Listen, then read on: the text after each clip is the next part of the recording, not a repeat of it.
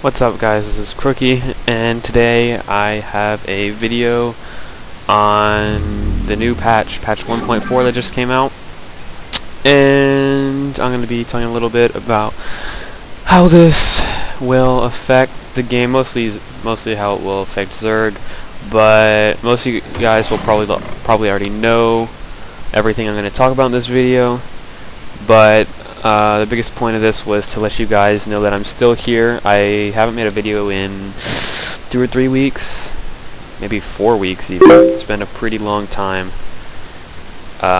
since I last made one, and that's because I've been playing Terran on another account, and I'm rank 1 diamond. I'm gonna try and get masters, and then I'll probably come back to playing Zerg again, so expect some Zerg videos sometime soon. And yep, so now to the patch. First one is a change. Unit vision up ramps has been reduced by 1. This is pretty much a PvP change, because it used to be, here, I'll move these out of the way so you can see. With the shadows. Used to be, as you can see here, I'm standing halfway, or you stand on the ramp and can't actually see up at all.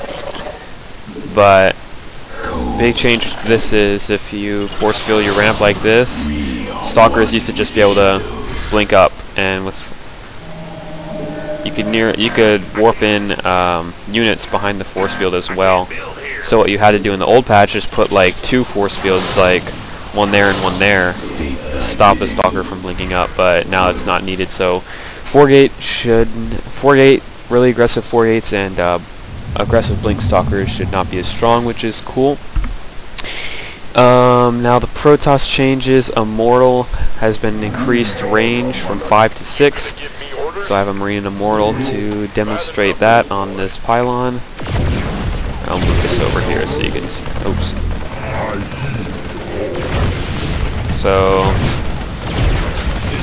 So that's difference. I mean, not a huge difference, but big thing is with this is when you have a bunch of blink stalkers and an immortal or a couple immortals, what used to happen is the blink stalkers would all sit in front of the immortal, and the immortal would just kind of dance around in the back like this, trying to get some shots off. But now, since they have the same range, the immortals will be doing a lot more damage, which is pretty cool. And PvZ, I don't really see this being that big of a deal.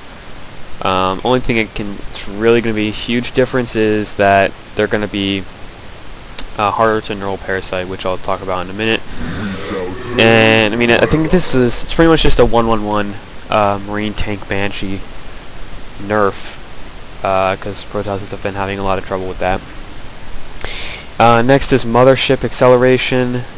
Remember, this is an acceleration change, so it doesn't actually affect the top speeds just as slow. It just gets to its top speed a little bit faster. So the acceleration increase is pretty big, but overall it's still pretty slow. I think people should, I mean, hopefully what this does, it encourages Protosses to just start trying out the Mothership just because, and then hopefully people will realize how good it actually is.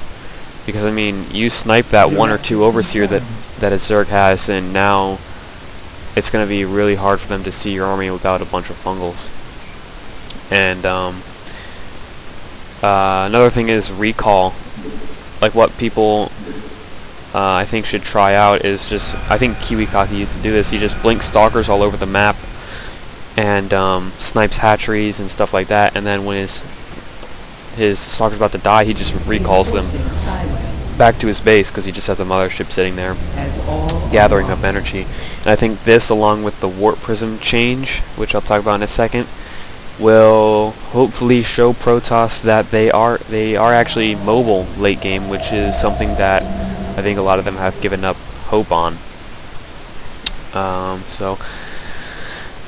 Maybe they'll do something besides sit in their base and just make a big army and then 1A like they do now. So that should be pretty interesting. Excuse me. Okay, Next is the Warp Prism change. I'll show you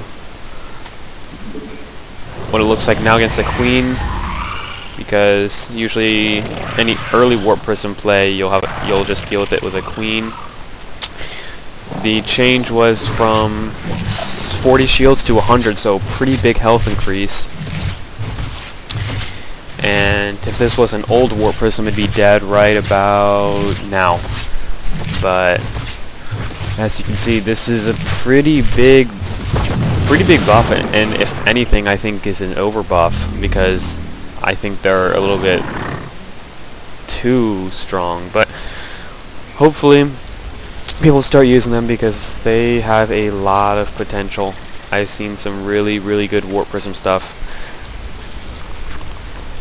And finally, blink research has been reduced from has been increased from 110 to now 140, which is, again, I think it's a PvP change mostly, but in PvZ it's a pretty big nerf, because a lot of Protosses will open Nexus first or Forge Fast Expand, and when they do that, a Zerg just takes 3 bases and spams drones, and then they get ready for the Blink Stalker timing, because that's the most common transition. And obviously 30 seconds more for the Zerg is more time to get units, more time to scout what's coming, more larva, more creep. I mean, time is very important again when you play against a Zerg. Like, take a push that could win a game and do it like even 20 or 30 seconds after, and it could end up losing you the game because the Zerg will just overrun you. So I think that change is pretty big, but I think what a lot of Protosses will do, and I mean, I haven't obviously seen anybody do it, but I think what would be cool is after a Forge Fast Expand, you open really quick Robo, and you get out a Warp Prism or 2, and just start warping in units at the Zerg's third and their main and all over the place, and start warping in Zealots and start doing damage. And it'll come at a time, I'm pretty sure, where the Zerg really won't have any units, really, because it's a weird time that they're going to be droning up, getting their 50 drones, 60 drones, or whatever, like they usually do, getting ready for Blink Stalkers. But it should do a lot of damage, and it's pretty mineral heavy, so it still lets you use your gas to tech up to Colossus, to Templar, get Blink, more Forge upgrades, whatever, and maybe even cut a gas geyser and just go for a quicker third, which I think would be pretty sweet. And that's it for Protoss. Terran changes is barracks build time increased by 5 seconds. I mean, we can build a barracks here and we can sit here and watch it, but I think you guys get the point. It's really only a nerf to 1111 racks in TVZ, so 15 hatch I think will be safe just about I think just about anything if you micro correctly, so that's pretty good for Zerg. Other than that, it's going to delay your orbital command by 5 seconds, which I'm not sure if that's actually going to make a difference, but I think it could delay some timings by a couple seconds, but obviously I don't think that's that big of a deal. Pre-igniter has been, I forgot to make Hellions, but pre-igniter has been changed. Research complete. Pre-igniter now increases Hellion damage by 5 instead of 10. So they used to do 14 damage a shot and 24 with Blue Flame, which would two-shot a drone or a probe. But now with Blue Flame, they only do 19 damage, which 3 shots of the drone. However, if you do get +1 vehicle weapons, Upgrade complete. the Hellions will two-shot the workers again. So I think that if anything, this is a TVT change. Hopefully we'll see something more than just mass Blue Flame Hellions early game. But TVZ, I think Link's still dying the same amount of shots, so it's not really a huge deal in that respect. Seeker missile movement speed's been increased from 2.5 to 2.9. Take one of these. And if this helps at all, 2.953, which is a 2.953, which is the speed of the new Hunter-Seeker missile, is about the speed of an Ultralisk, if that makes any sense. And you can see that's just about how fast it is. I'm not going to catch this SCV because if you get away in time, you should be fine. But I think the Seeker missile is more just control space, kind of like a nuke, where it's like this does a lot of damage. So even if if you get hit by it, you're going to die, and if you don't, you have to at least get out of the way. So it's not necessarily something that's used to just kill everything, but basically take what space you want to. And along with siege tanks, stuff like that, I think TVZ Ravens will be pretty scary. I mean, they're going to be just as good as they were before, but I think this is going to motivate people or encourage people to try out Ravens and see how good they actually are. Next is the Zerg changes. Hang on one second. Sorry about that. Zerg changes. Fungal growth has been changed, so it no longer, or it does a little bit less damage. It used to do 36 damage to light and 48 to armored. Now it does 30 to light, 40 to armored. Which, the thing is, most things are going to die in the same amount of,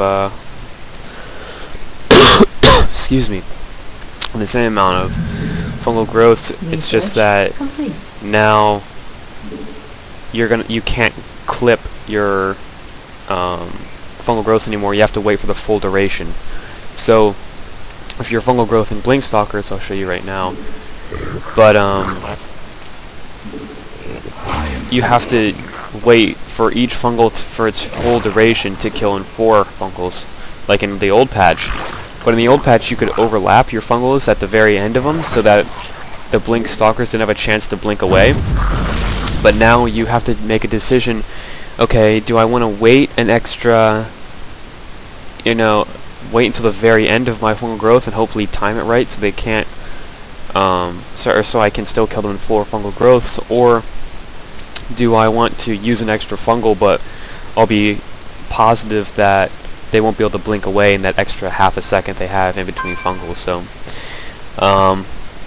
that should be interesting. I don't think that fungal growth changed all that big. Most things will die in the same amount of fungal, so that's not really a big nerf at all. The big nerf to infestors, though, is Neural Parasite reduced range by 2, and to be completely honest, I think this is basically going to make Neural Parasite useless, because, I mean, let's look at the things Neural Parasite's good for. Like, I mean, Ghosts in TVZ, which is kind of gimmicky, but one of the only ways to deal with Ghosts, you can Neural Parasite a Ghost and EMP all the other ones, and hopefully you get lucky. Which you can't do anymore, because obviously Snipe and EMP are longer range than Fungal, so if you try and do that, or longer range than Neural Parasite, so if you try and do that, you'll just look like an idiot and lose your infestors. Against Colossus, now Colossus will be easily able to snipe your infestors that are Neural Parasiting in. So now that makes it so you have to have as many infestors as they have Colossus, and with the increased immortal range and Blink Stalkers and stuff, it's going to be hard to just take control of all Colossus at the same time, because if you don't control all of them, it's like all or none. If you only control like half of them, then the other half will just snipe your infestors because of their 9 range. But if you have all of them, then obviously they can't do that. So, I mean, it's basically a Colossus buff, because now the only way to deal with high amounts of Colossus anymore is going to be Corruptors. And I mean, if they buffed the Corruptor, like gave it